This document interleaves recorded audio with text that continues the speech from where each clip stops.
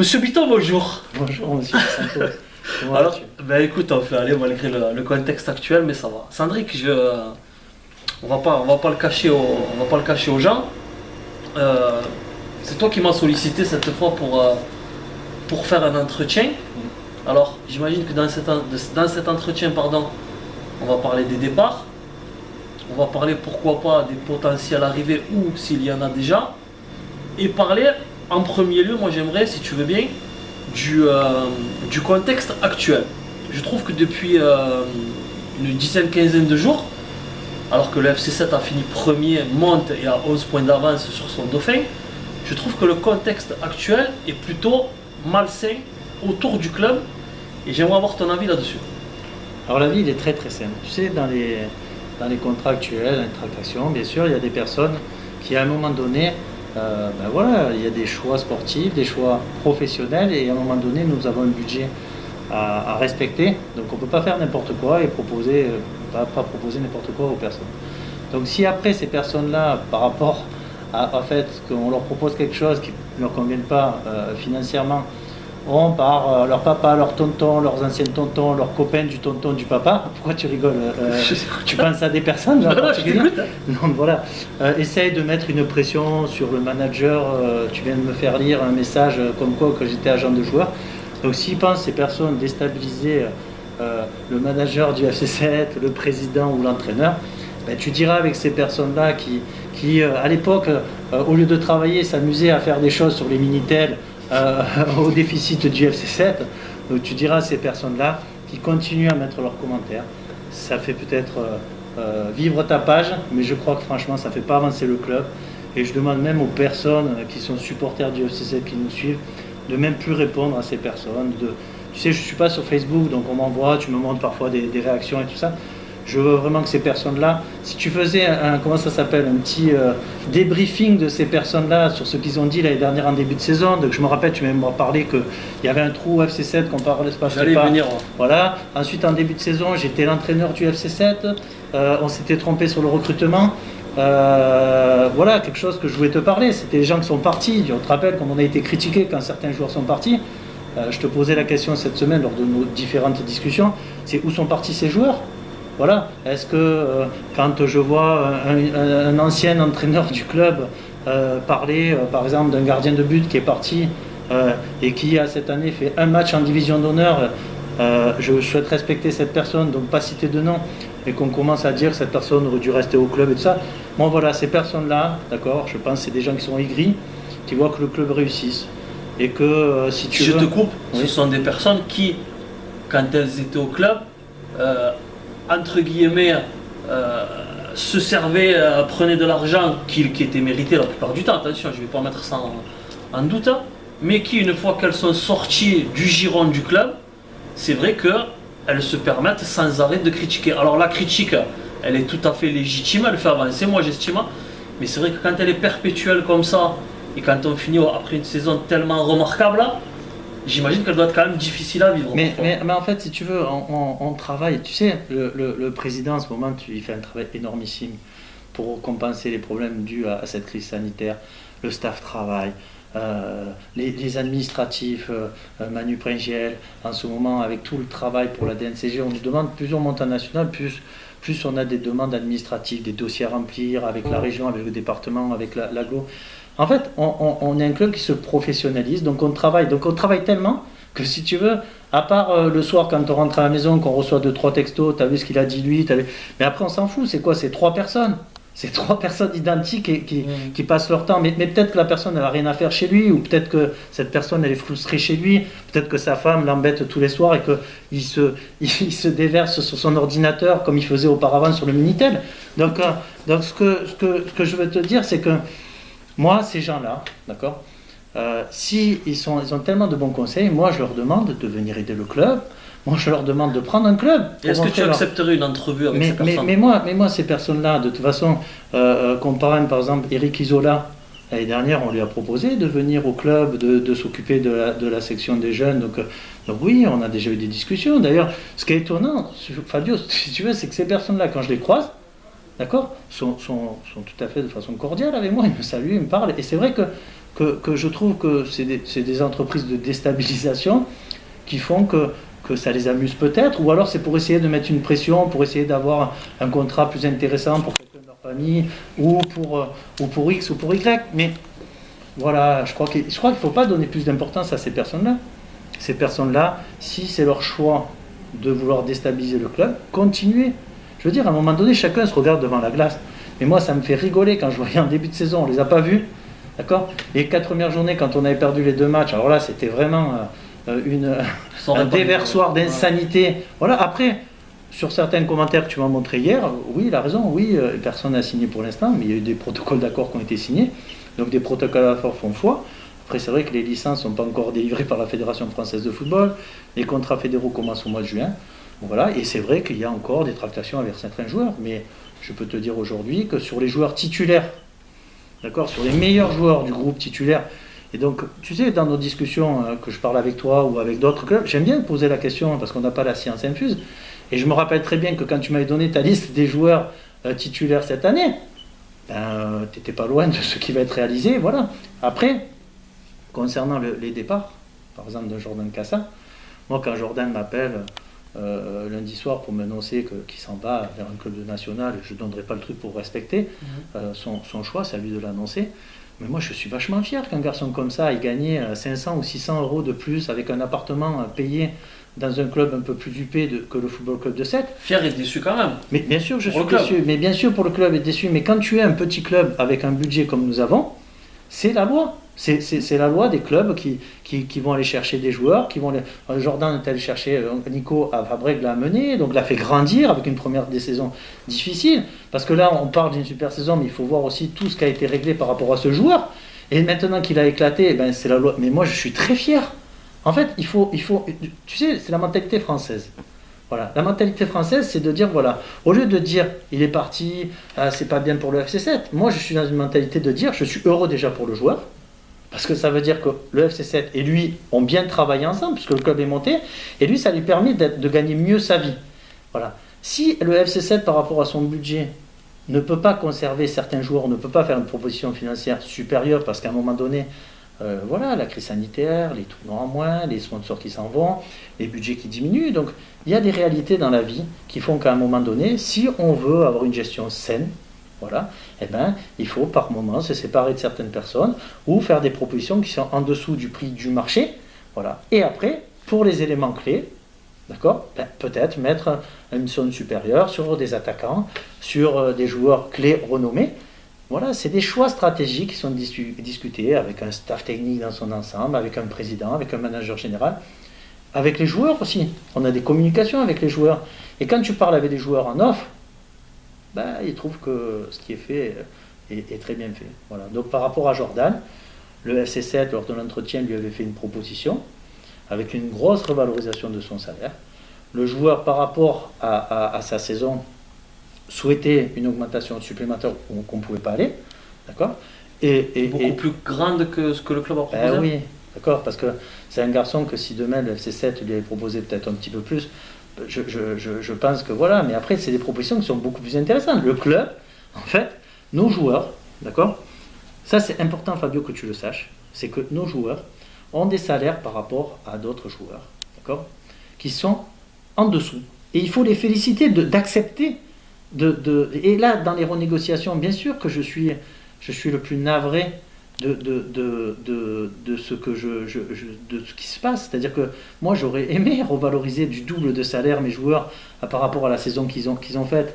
Moi, j'aurais rêvé de leur donner des contrats fédéraux à la hauteur de ce qu'ils peuvent. Mais à un moment donné... Le club aurait été dans le rouge dans ce cas. Ouais, voilà. En fait, soit le club il est dans le rouge, tu diminues ton nombre de joueurs, d'accord, et tu gardes tes personnes là et tu fais comme a fait par exemple le Puy ou Toulon, d'accord, qu'au mois de novembre après ces personnes là ont recruté pendant 6 ou 7 ou 8 joueurs. Donc j'ai discuté avec des gens pour... Alors je vais te donner une autre info qui va être encore plus marrante, qui va te faire rigoler, je ne sais même pas si je te l'ai raconté. Tu vois, on est en tractation avec un joueur d'un certain club, et cette personne là qui crache là sur les réseaux sociaux, en fait part des joueurs de l'équipe, parce que je parle avec les joueurs pour dire voilà, on est en train de recruter ce joueur, parce que je veux que ça soit avec le président, on est très très dans les entretiens. Cette année, ça a été encore mieux que l'année dernière, parce que c'était vraiment très ouvert. On a dit les choses avec l'entraîneur, on a dit les choses vraiment. Et franchement, il y a eu vraiment une bonne ambiance. Après, c'est sûr que les joueurs s'attendaient à être réévalués de manière supplémentaire. Les joueurs, voilà, et c'est normal, c'est légitime aussi de défendre leur beefsteak, et moi je les entends. Après, la réalité fait que pour l'instant, aujourd'hui, en plus, on est quand même que le 11, 12 mai ou 13 mai, donc il reste encore 2 mois, donc il y a plein de choses qui peuvent changer, voilà. Donc, à ce moment-là, quand on fait des tractations, quand on travaille sur des budgets à ce moment de l'année, on est peut-être un peu plus restrictif, et peut-être que les choses vont changer au fil du temps, peut-être grâce à l'apport et au travail de notre président. Donc, cette personne-là apprend qu'on a contacté un attaquant d'un club de national, d'accord, dont le directeur sportif est un ami intime à cette personne, puisqu'il était au club du FC7 au temps où il était dirigeant, ou je ne sais pas s'il était intendant, ou je ne sais pas ce qu'il faisait. Enfin voilà, il faisait beaucoup de choses. Voilà. Et cette personne a envoyé, pour te montrer l'esprit de cette personne, a envoyé un texto à ce directeur sportif en lui disant « Mon cher X, d'accord, sache que le FC7, je viens de l'apprendre de source sûre, a contacté ton attaquant. » Est-ce que tu te rends compte que cette personne-là, en fait, qui soi-disant est un grand amoureux du FC7, qui a le sang qui coule dans ses veines, d'accord, est en train d'essayer de faire couler une tractation et un contrat qu'on est en train de faire. D'accord, que c'était juste une proposition de contrat qui a été faite, et en plus de ça, c'est imbécile, la chose qui s'est passée, c'est que j'avais appelé par politesse, parce que tu sais, quand on travaille dans le monde du football, quand je contacte un club, d'accord, hormis avec un club qui n'a pas été correct avec nous, d'accord, ou quand j'ai contacté un de ses joueurs volontairement, j'ai pas appelé le président du club, d'accord, voilà. Pour tous les autres, à chaque fois qu'on a contacté un joueur, on a appelé soit Nicolas, soit moi, le président ou l'entraîneur, pour dire voilà, on va contacter ton joueur. D'ailleurs, la personne considérée m'a dit Sandrick, je te remercie, c'est pas courant dans le monde du football. Je lui dis mais nous on pratique de la sorte. Et donc, quand le joueur m'appelle le lendemain pour me dire Sandrick, voilà, on est en relation, il n'y a pas de souci, je dis mais j'ai rien caché moi.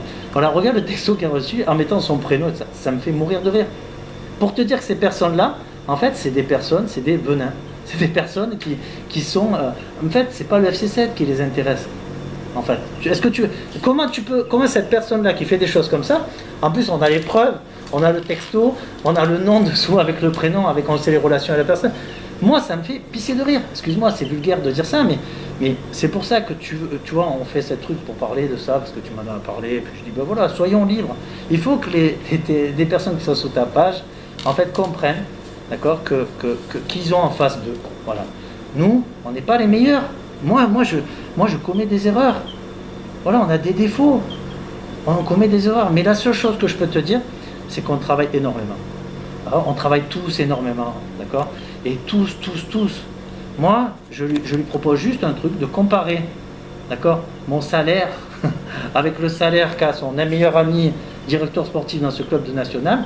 Et si, en plus de ça, j'aimerais bien juste qu'il me paye la différence de salaire entre moi et ce que touche son ami. Ce que je veux dire, c'est qu'à un moment donné, on est tous là, on fait des efforts, mais parce qu'on veut bien l'être, on ne se plaint pas. Mais à un moment donné, qu'on nous laisse travailler tranquillement, Fabio. D'accord ? Et puis, les personnes qui veulent critiquer, qui continuent, d'accord ? Mais je veux que tes auditeurs, tes internautes, d'accord, connaissent les personnes qu'ils ont en face d'eux. Voilà. Sandrick, 2 questions là qui arrivent. La première, quelle a été les pertes du FC7 suite à cette crise sanitaire? Et la deuxième, concernant le fameux passage devant la DNCG, avec là encore des rumeurs qui circulent comme quoi le club ne va pas passer, le club va être rétrogradé. Donc les rumeurs qui passent par rapport à ça, c'est toujours les mêmes personnes, tu es d'accord avec moi? Donc voilà, expliquer à ces personnes que voilà, on n'a pas médiatisé les choses, mais on est déjà passé devant la DNCG. Donc on a fait un premier passage à la DNCG, et sache une chose, c'est qu'on a un président et un directeur administratif qui, eux, sont très très carrés. D'accord ? Et comme on anticipe les choses et qu'on fait une gestion, on va dire, mensuelle des comptes, d'accord ? Sache que quand on est passé à la DNCG, on a été le premier club à passer, d'accord ? Et le président, enfin la responsable de la DNCG, déjà, nous a félicité parce qu'on était le seul club de National 2 à avoir répondu dans les délais. D'accord ? Donc on a été félicité sur ça. Ensuite, on est passé. Ça s'est très très bien passé. Sans encombre. Sans aucune encombre, sans aucun problème. D'accord? Sache-le. Ensuite, donc, c'était un premier entretien par rapport au compte de cette année, par rapport à la situation financière, des crises, pour savoir est-ce que les contrats, comme on a mis en place, avec le chômage partiel et tout ça, et l'organisation, elle avait été parfaite, si tu veux. Donc, oui, il y a une perte financière, mais vu qu'on est des gens prévoyants, d'accord? Tu diras aux personnes qui pensent que le FC7 a des problèmes financiers ou qui vont être rétrogradés, qui se trompent. D'accord? Et donc tu leur dis bien à ces personnes-là qu'ils continuent à vouloir mettre une pression pour déstabiliser l'équipe dirigeante par jalousie ou par, je dirais, méchanceté ou par, je dirais, des personnes qui sont frustrées de la vie. Tu sais, ça arrive des personnes qui dans leur vie ont peut-être pas réussi grand-chose et qui voient le club réussir et que ça les rend jaloux, méchants, frustrés. Eh bien écoute, tu sais, moi je pense que ces personnes, qu'est-ce qu'ils font quand ils se couchent le soir? Est-ce que tu crois qu'ils sont heureux de voir leur côté ridicule, d'écrire un truc et qu'un mois après, il y a l'opposé qui se passe? Enfin, moi, je sais pas. Voilà, c'est pour ça que même toi, dans ton site, après, ça te met un peu d'ambiance. C'est aussi dans ton intérêt qu'il y ait un peu de... Bien sûr. D'accord, faut reconnaître. Oui, bien sûr. D'accord. Et il y a du buzz, ça fait arriver des membres, ça fait vivre la page. Ça fait vivre la page. Mais à un moment donné, voilà. Moi, je voulais juste te parler, voilà, des joueurs. Voilà, tu me lances sur le chemin de ces personnes, voilà, moi j'ai rien à cacher. Quand je te parle en off ou devant la caméra, c'est la même chose, tu me connais, donc voilà, après... Voilà. Autre sujet, un mot sur Warren Kadji. Ça a été un des joueurs cadres de l'équipe en 2019-2020. Est-ce qu'il y a plus de chances qu'il reste au club ou qu'il s'en aille à l'heure actuelle? Alors, comme tu sais qu'on va être transparent en totalité, donc je vais t'expliquer la chose. Donc, les premières discussions qu'on avait avec Warren ont été qu'on lui avait fait une proposition de contrat, donc en lui expliquant que si jamais il était contacté avant par un club professionnel, on le laisserait partir libre jusqu'au 30 juin, et à partir du 1er juillet, si jamais un club professionnel viendrait chercher, donc le club recevrait des indemnités dues à ce qu'on a fait pour lui. Voilà. Donc, les indemnités de transfert n'existent pas, sache-le, au niveau du football amateur. Donc voilà, après, il existe des indemnités qui sont dues à pas des droits de formation, mais en gros, voilà, c'est possible d'avoir une compensation financière par rapport surtout à des délais. C'est-à-dire que si tu te retrouves à aller chercher un attaquant phare à 3 journées de la fin du championnat, comme l'année dernière quand Kevin Testu est parti, c'est compliqué de dire vas-y, tu peux partir seul. Quand vous avez votre meilleur attaquant de 23 ans qui fait une saison comme il vient de faire, d'accord? Est-ce que vous pensez que ce garçon-là, qu'est-ce qu'il rêve? Est-ce que son rêve, c'est de rester au FC7? De découvrir le monde de pro. Et c'est légitime. Moi, si c'était mon fils, je préférerais que demain, il quitte le FC7. Quand je parle avec ses parents, ou quand Nicolas parle avec son papa, d'accord, ses parents disent, mais nous, on veut qu'il reste à 7. D'accord? Le joueur veut rester à 7. Mais dans son fort intérieur, il rêve de devenir professionnel comme son frère, mais comme tous les joueurs. Comme Cléry Herbert, comme Morgan Jean-Pierre, comme tous les joueurs ont, amateurs, un secret espoir de devenir footballeur professionnel. Non, mais là, tu me réponds pas toujours. Non, mais je te réponds, t'inquiète pas, je vais te répondre. Donc, ce que je veux t'expliquer, c'est que stratégiquement, avec ces joueurs-là, d'accord, le but du jeu, c'est déjà de leur dire voilà, que nous voulons fortement qu'ils restent. Et de leur expliquer que peut-être de devenir un choix numéro 4 ou 5 en football professionnel, dans une perspective de carrière, c'est mieux peut-être d'être titulaire en national et de prouver en national. Donc notre discours, il est là. Donc en ce moment, oui, Warren restera au FC7, n'ira pas dans un club de national, ce qu'il nous a dit, d'accord, même s'il a écrit dans une interview que s'il y avait un club national professionnel. Est-ce que tu comprends qu'un joueur, le fait de travailler comme il travaille dans l'école de foot et tout ça, le fait de devenir professionnel, d'accord, est pour eux un rêve. Donc même devenir professionnel, regarde comme Kevin Testu à Béziers, lui ouvre les portes de la Ligue 2 cette année. Voilà, donc j'espère pour lui qu'il va monter en Ligue 2, qu'il va avoir un contrat professionnel en Ligue 2, et ça sera magnifique. Donc si Warren Kadji demain a une perspective autre que le FC7, eh bien le FC7 sera fier d'avoir permis à Warren Kadji de devenir professionnel. Et puis ça permet aussi à quoi, Fabio? Ça permet à d'autres joueurs de dire « Oh, je vais venir signer au FC7 parce que c'est un club de tremplin. » Ça valorise l'image du club. Voilà. Et toi, ça te permet de dire, écoute, voilà, moi, je ne peux pas te donner ça comme salaire parce qu'on n'a pas le budget. Mais par contre, sache que si tu fais une belle saison, tu fais un petit effort financier et tu verras que nous, on va te permettre d'aller chercher plus haut. C'est ce que font tous les clubs formateurs. tous les clubs formateurs en France qui n'ont pas beaucoup de budget, qu'est-ce qu'ils font? Ils permettent à des jeunes de partir plus haut et de récupérer cet argent de formation. Voilà. Après, nous, on souhaite le garder. Mais comment tu veux résister face à un contrat professionnel? Moi, s'il y a quelqu'un qui peut me donner une signer 2 ans, comme par exemple Francis Quimbolo ou Wilfried Banajaba, que demain ils sont sous contrat avec le FC7 et que demain un club professionnel vient les chercher, Fabio, est-ce que tu crois que le président Gambiti ou Sandrine Bitton vont l'empêcher de partir? Après, il faut respecter des indemnités par rapport à tout ce qu'on a mis comme dépassement financier par rapport à ces personnes-là. Mais après, comment tu veux lutter contre ça? Tu peux pas. Le joueur, après, qu'est-ce qu'il va faire? Il va pas être bien dans sa tête, il va moins bien jouer, il va avoir mal aux cuisses. Donc à un moment donné, c'est bien beau de donner des conseils en disant il faut retenir et tout ça, mais tu peux pas retenir. Le contrat professionnel, d'accord, ou le contrat fédéral avec des indemnités très importantes, font qu'à un moment donné, tu peux pas refuser. Et moi, en tant que père, d'accord, je n'empêcherai pas mon fils d'atteindre son rêve et de venir. Voilà, imaginons qu'un Warren Caddy demain ait un contrat professionnel qui le refuse et que demain, par exemple, il se blesse en amateur et qu'il n'ait jamais cette chance de devenir professionnel.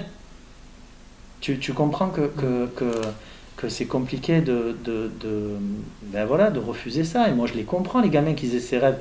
Même si mon rôle à moi, je suis tous les jours en train de les appeler pour leur dire « Bon, alors on fait quoi ?» Donc voilà, c'est des prépositions de contrat qu'on fait, ça s'appelle des propositions de contrat, qui sont faites avec des clauses de libération pour permettre d'être donnant-donnant, gagnant-gagnant entre les parties.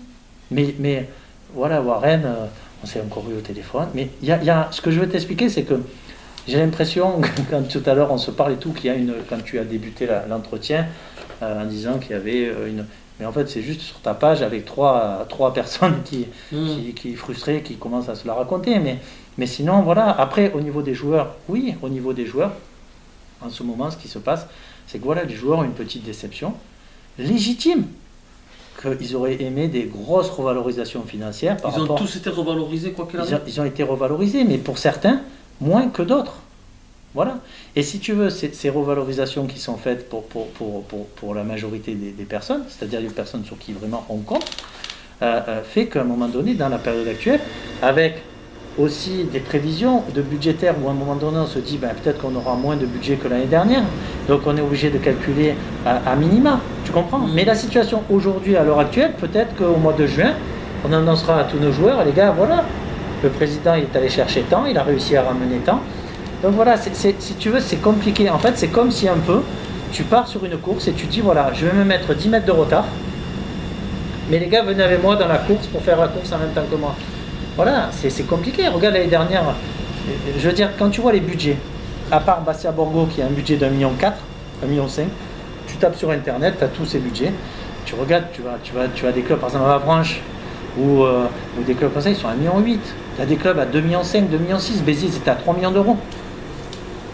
Tu comprends que tu ne peux pas faire n'importe quoi. Alors après, moi, en plus, on a un président qui est très, très pointilleux sur tout ce qui est dépassement et tout ça. Donc on a une enveloppe. En fait, c'est très simple. C'est comme si je te donne un chèque en blanc, je te dis, voilà, va faire tes courses, et tu dois me ramener à manger pour 10 personnes, ou 15 personnes, et tu as ça comme enveloppe. Et Sandrick, encore plus, avec Nicolas, faites attention. Hein. Je vous avais donné 250 €, je vous en donne que 200 parce que je suis prévoyant, on ne sait jamais ce qui peut se passer si au mois de septembre, de nouveau, il y a le coronavirus. Est-ce que justement les descentes de Toulon, du Puy, qui étaient montées l'année dernière, voire encore pire de Béziers, qui est monté en Ligue 2 et qui là va descendre en CFA, en National 2, est-ce que justement c'est pas une bonne chose pour le FC7 là, et ça va permettre et aux dirigeants peut-être et aux joueurs de ne pas se griser justement et de savoir que le National 1 c'est un niveau qui est beaucoup plus élevé et que malgré la saison extraordinaire, il va falloir garder les pieds sur terre en sachant pertinemment bien entendu que le club ne pourra pas réussir une saison comme cette saison-là. Fabio, tu sais, nous on fait pas beaucoup d'humilité, d'accord? Moi, avec le président, avec Nicolas, on a appelé nos collègues qui ont vécu ces descentes, d'accord? Que ce soit le directeur du Puy qui a été extraordinaire, qui m'a beaucoup conseillé, qui a plus d'expérience que moi dans ce domaine. L'entraîneur de Toulon aussi a appelé Niévé Nicolas, ils se sont parlé.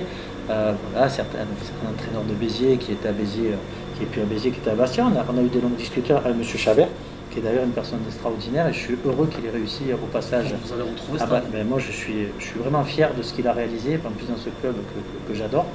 Donc je suis fier qu'il ait pu rebondir comme ça et réussir, parce que c'est une très bonne personne, au passage. Donc qui nous a conseillé, parce que c'est quelqu'un qui a eu des montées. Et nous, avec Nicolas et avec le président, quand par exemple le président Nicolas, ou quand Bruno Carotti, ou quand Yves Brecheteau, ou quand M. Nouzaret, ou quand le directeur sportif Dupuis, ou l'entraîneur de Toulon nous parle, on écoute.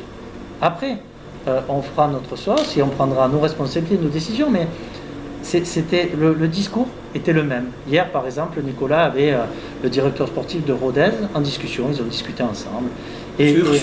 Monsieur Ursule, tu vois, tu es bien renseigné. Et donc, en fait, Monsieur Ursule lui parlait de quand ils étaient montés en national, puis en D2, comme ils avaient de joueurs dans l'effectif, s'ils avaient recruté ou pas. Et l'étape ultime de toutes ces discussions, c'est de dire, voilà, oui, il faut garder une colonne vertébrale, oui, il faut garder, mais attention, en voulant faire du social et en voulant en faire que du côté cœur, il va falloir qu'après, tu recrutes 5-6 joueurs en mois d'août et mois d'octobre, et ça va être compliqué après. Donc, voilà, le staff en fait prend aussi en compte tout ça pour prendre des décisions, et des fois ça fait mal au cœur. Donc voilà, c'est ce que je veux t'expliquer, c'est que tout se passe bien, voilà. Il y a juste 2-3 détails qui sont en cours de discussion avec des personnes qui n'ont pas pris leur discussion. Voilà, il y a des petites revalorisations qui vont se jouer, ou c'est un petit jeu aussi après à un moment donné. C'est le jeu du mercato. Moi, je lisais, tu me montrais un article, quelqu'un disait c'est le début du mercato, et ben voilà, c'est le monde du football, c'est le monde un peu égoïste du football aussi. Parce que quand un joueur te réclame 200 € de plus et qui sait que le FC7 lui a payé 60 ou 70% de son salaire, alors que la DNCG, voilà, ça il faut dire merci aussi au président Cambetti. Je vais te dire quelque chose comme ça, moi tu sais tout aussi. Quand on est passé à la DNCG et le commissaire aux comptes qui est là aujourd'hui, tu vois, qui valide les comptes, donc il valide sans problème, tu peux même lui faire une petite interview là, comme ça fera plaisir à tes amis, et en fait nous a demandé si on allait continuer à payer nos joueurs amateurs, d'accord.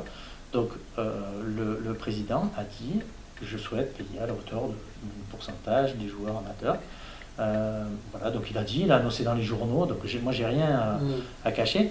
Donc sache que normalement, ok, les joueurs amateurs ne devraient pas être payés, parce que c'est la loi. Donc le FC7 en fait a validé, a dit qu'il faisait, c'est-à-dire a dit à ces instances on ne triche pas, on continue à payer. Donc si on avait des gros problèmes financiers, si on était en déficit, comme tu dis, ou qu'on allait être rétrogradé, est-ce que tu crois qu'on continuera à payer nos joueurs?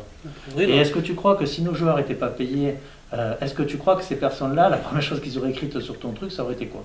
Donc si tu veux, c'est complètement irréaliste d'entendre ce genre de choses. Mais voilà, continuons à bosser, continuons à être sérieux, rigoureux. Voilà. En plus, tu sais, on a une municipalité qui nous demande beaucoup de comptes, toujours vigilant. Nous, on respecte toujours les délais. Voilà, il y a des gens au comité directeur, des anciens. Tiens, Serge Payola qui est toujours inquiet tous les jours pour savoir comment ça se passe. Il nous appelle encore tout à l'heure, il va venir ici pour qu'on lui explique tous les recrues, les budgets. Voilà, en fait, il y a comme une sorte de, je pense, je sais pas quoi, par rapport à des événements passés, qui fait que voilà. Les gens sont sur la défensive et font plus attention qu'ils pouvaient le faire. Mais je trouve que c'est une très bonne chose, qu'il y ait toutes ces barrières de contrôle, qu'il y ait une DNCG, qu'il y ait un commissaire aux comptes, qu'il y ait un comptable, qu'il y ait un directeur administratif, qu'il y ait un manager général, et qu'il y ait un président qui valide tout ça, qu'il y ait un comité directeur, voilà, avec un trésorier. En fait, le club, c'est structuré. C'est pas moi ça me fait rigoler, mais moi je suis pas voilà. On a un coach et un staff technique, on a Nico, on a Christophe Rouve, d'accord, on a JB Roboul qui nous a rejoints. Ils ont c'est des vraies personnes qui ont des personnalités. Si on pense que ces personnes-là ils vont se laisser guider par Sandrine Bitton ou par Jean-François Gambetti, quand ils sont pas d'accord, ils le disent. C'est pas des toutous. Cédric, abordons si tu veux bien les recrues, on n'en a pas encore parlé. J'ai fini pour la question, j'ai répondu à ta question. Oui, je vois. Concernant les recrues, donc, il y a eu un rapprochement de fait avec le Montpellier-Hérault. Pareil, les rumeurs parlent de Souleymane Camara. Est-ce que toi, tu as sans qu'il y ait forcément eu des contacts, Est-ce que toi, cette idée t'a effleuré l'esprit ou pas du tout? Alors, écoute, en plus, Souleymane Camara, c'est un ami. Il y a son fils qui est au club. Son fils qui est au club, Alpha, d'accord. En plus, son deuxième fils joue avec mon fils. Donc, si tu veux, si l'idée m'avait traversé l'esprit, je te dirais oui, d'accord. Mais est-ce que tu penses, d'accord, que Souleymane Camara à 38 ans 38 ou 37 ans, est-ce que tu crois que son rêve, c'est de venir terminer sa carrière au FC 7? D'ailleurs, il n'est pas sous contrat avec le Montpellier. Et qu'il est en phase de renégociation, peut-être pour faire une année supplémentaire, comme a fait Hilton. Donc je ne sais pas du tout s'il va renouveler ou pas, mais ce n'est pas du tout d'actualité. Est-ce que tu penses qu'un club comme le FC 7, oui, Souleymane Camara pourra apporter son expérience, peut-être même dans le staff, ou en spécifique gardien de but, ou même en tant que joueur. Moi tout à l'heure sur ta radio, on m'a même demandé si Djibril Cissé avait été contacté. Donc oui, Djibril Cissé a été contacté, mais il y a 2 ans. Voilà. Donc voilà, c'est marrant parce que si tu veux, je sais pas d'où partent les. Peut-être qu'il y a des personnes qui s'amusent pour se donner de l'importance à colporter des choses comme ça. Oui, par contre, on a eu des discussions avec Bruno Carotti, comme ça on va rentrer dans le sujet. J'ai eu le président Nicolin, le président Gambetti aussi avec le président Nicolin. Donc on a discuté, on doit se voir là prochainement. On a déjà travaillé sur des profils. Des jeunes de la réserve? Des jeunes de la réserve, des jeunes pros, d'accord, qui sont plus des tout jeunes joueurs maintenant, d'accord. Donc oui, je pense qu'il va y avoir des. Après, des joueurs, il faut qu'ils soient OK aussi. Il faut qu'ils soient OK parce que aussi des joueurs professionnels à Montpellier, est-ce qu'ils ne rêvent pas plus d'être prêtés en 2e division plutôt qu'en national? Ça se fait de plus en plus quand même. Ça se fait, mais voilà, mais aussi leur premier souhait peut-être c'est pas de venir à 7. Donc il n'y a pas une obligation, voilà. Mais nous on sera heureux de recevoir et d'avoir dans nos effectifs des joueurs professionnels prêtés par le Montpellier Hérault. Ça sera fabuleux, ça sera fabuleux et puis ça permettra de montrer que ce partenariat qui tient cher au président Nicolin et à notre maire et à notre président aussi. Voilà. Mais pour Souleymane Camara, non, il y a eu 0 contact avec Souleymane Camara. Même si une fois j'ai dû rigoler avec lui pour lui dire tu termineras ta carrière comme avant-centre FC 7, un jour qu'il était venu voir son fils, je lui ai dit regarde Christophe Auroux là-bas la photo, il a marqué un but, je ne sais pas à quel âge, son dernier but en championnat national. Donc voilà, pour l'instant c'est pas d'actualité, il y a eu 0 approche ou 0 demande à Montpellier par rapport à Souleymane Camara. Les recrues, est-ce qu'il y en a déjà qui ont signé? Pour les recrues, tu auras 0 nom. Alors je t'explique, par respect pour ces personnes. Et là, par contre, la personne qui écrit, elle a dit des choses vraies aussi. D'accord? Il n'y a rien qui peut être signé à l'heure actuelle en termes de contrat définitif. Par contre, ce qui ne sait pas, c'est qu'il y a des pré-contrats. D'accord? Et ces pré-contrats permettent de sécuriser le club et le joueur qui est recruté. Après, comprends que dans la situation actuelle, si tu annonces que Fabio Di Santo a signé au FC 7 et qu'il lui reste 2 mois à être payé par tel club et qu'en plus de ça il est en licence amateur dans ce club, tu comprends que peut-être que Fabio Di Santo ne va pas être payé par ce club, parce que ce club, voilà. Donc par honnêteté intellectuelle avec ces personnes, d'accord, on s'est on s'est entendu de respecter, d'accord, l'anonymat des propositions de contrat que nous avons faites à ces personnes-là, d'accord, et que pour ceux qui, eux, sont libres et peuvent se recruter, et il y en aura, on va les annoncer prochainement. Aujourd'hui, le commissaire aux comptes est venu valider les comptes. Il est venu valider les comptes que nous devons déposer à la DNCG dans la 2e phase pour la saison passée. C'est-à-dire la première phase, c'était pour le bilan de cette année. La 2e phase, c'est pour le bilan pour la saison prochaine. Donc, le commissaire aux comptes a validé ça. L'entraîneur tout à l'heure a validé les recrues tout à l'heure avec son staff, ils étaient en réunion à 14h et juste avant de rentrer, il a validé le protocole de recrue avec des plans aussi de remplacement au cas où, avec une enveloppe qu'on va se garder, on ne sait jamais si en fin de mercato il y a un joueur qui part comme l'année dernière Kevin Tessu, il faut aussi anticiper, d'accord. Et puis tu auras les noms très rapidement, d'accord. Alors je vais retourner autrement, combien de potentiels recrues vont arriver cette saison? Pour l'instant, voilà, déjà, il y a plusieurs personnes qui sont en train encore de renégocier leur contrat, d'accord. Il y a encore 3-4 joueurs qui sont, voilà, il y en a un ce matin, je pense que ça va être fait, il y en a un là qui est en train de sonner, je suis sûr que ça va être validé ce soir, donc il reste encore 1 ou 2 personnes qui sont en relation avec tes internautes fabuleux, qui sont encore en réflexion. Bon, voilà, de toute façon, à un moment donné, tu es d'accord avec moi qu'en fonction des réactions de ces 3-4 joueurs, ça dépendra du recrutement. C'est-à-dire qu'en fait, la seule chose que je peux te dire, c'est que le coach souhaite partir sur un effectif à doubler les postes, donc un effectif total à peu près de 22 joueurs avec 3 gardiens de but. D'accord. Donc voilà, c'est un effectif normal, 23-24 joueurs, ça sera. Des joueurs qui seront tous des joueurs qui seront capables de jouer en national 1, et avec un objectif du président d'essayer de faire monter la réserve en national 3. Donc la seule chose que je peux te dire, c'est qu'il y aura quasiment tous les joueurs titulaires, hormis Jordan, qui ont joué le plus de matchs, hormis Jordan et Julien, il y aura quasiment tout le monde si les gens ne sont pas pris par un club professionnel ou qui n'ont pas un contrat beaucoup plus juteux ailleurs. Voilà. Ça, tu peux en être sûr. Sandrick, dernière question, parce que Benel doit fatiguer là. Dernière question, c'est peut-être pas la meilleure des questions, mais je te la pose comme ça. Si je te dis que pour être un bon manager général, il faut être franc, loyal, mais aussi ne pas faire de sentiments. Est-ce que tu estimes que c'est la bonne chose et est-ce que tu estimes que ça te correspond? Alors, tout ce que tu as dit, c'est exactement ce que je tente de réaliser, d'accord? Et si tu me demandes si en tant que papa ou en tant qu'homme, ce que j'ai à faire, j'aime faire ce que je fais, d'accord? Et si tu penses que quand à un moment donné, je sépare de personnes avec qui j'ai eu des aventures sportives et humaines et des relations pendant 2 ans et qu'on est obligé de se séparer de ces personnes-là, voilà, tu pourrais me mettre des électrodes au niveau du cœur là et tu verrais que j'en parle avec émotion et que notre aventure c'est avant tout une histoire d'homme. D'accord, tout ce qui est réalisé au FC 7 en ce moment, c'était des histoires d'hommes dans un vestiaire, une histoire de relation entre des personnes et qui a permis d'avoir un projet qui marche. D'accord. Donc oui, ça fait mal au cœur. Oui, qu'il faut laisser le côté émotionnel et le côté sensitif ou sensoriel de côté pour prendre une décision. Mais j'ai aucune certitude de savoir si le choix que nous faisons, parce que tu sais, très souvent, je vais peut-être être un interlocuteur auprès de la personne, interlocuteur privilégié pour faire les transactions, mais tu sais, c'est une vision globale. On fait un travail d'équipe. C'est vraiment important qu'on sache que voilà, on a un entraîneur qui travaille beaucoup, on a un staff.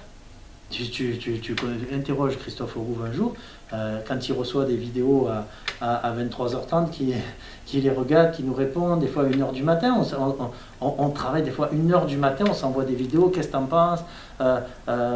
Christophe il me dit, Sandrick, on va garder cette enveloppe-là, Nico il me dit, qu'est-ce que t'en penses? On garde une enveloppe, j'ai vu avec Christophe, le président qui me dit, les gars, attention, faites attention, on ne sait jamais, avec la crise sanitaire.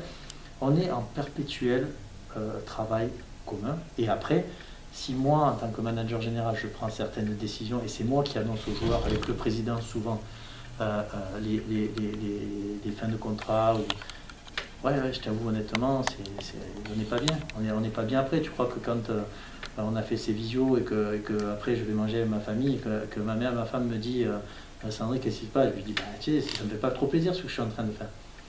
Mais après, il faut savoir, il faut assumer ses fonctions. Donc voilà, peut-être que c'est un peu... je sais pas, c'est pas ce que j'aime de mon club. Moi, ce que j'aime, c'est vivre sur les matchs, de voir l'ambiance dans un vestiaire, de voir le public heureux, de voir les jeunes gamins rentrer fêter. C'est ça qui me fait vibrer. C'est ça qui me donne les frissons. Mais après, dire à un joueur, écoute, je peux pas te conserver ou je peux pas te donner 400 ou 500 euros de plus parce qu'on peut pas. C'est pas... Voilà, je suis pas un mec qui est méchant, qui a un fond méchant. Moi, je suis un mec qui essaye de donner un travailleur invétéré pour pouvoir faire progresser et d'avoir des objectifs. Parce que et ça passe par là, ça passe par des décisions difficiles. Ça fait partie du job. Ça fait partie du job, David. Bon, mais ça va. Je te sers pas la même le cœur hier. Je t'embrasse. Et je te remercie encore. Et merci aussi. Voilà, tu sais bien que pareil, ton film que tu as fait pour le club, et tu vois, quand j'ai vu les images, je te dis honnêtement, ça a été un peu, tu vois, fêter la montée. Voilà, et tout le staff, tu vois, on a été très émus de toi, et en plus les commentaires que tu as fait à mon encontre, même si au début on n'était pas, on a été un peu distants tous les deux, ça m'a énormément touché. Après on se dit les choses, hein.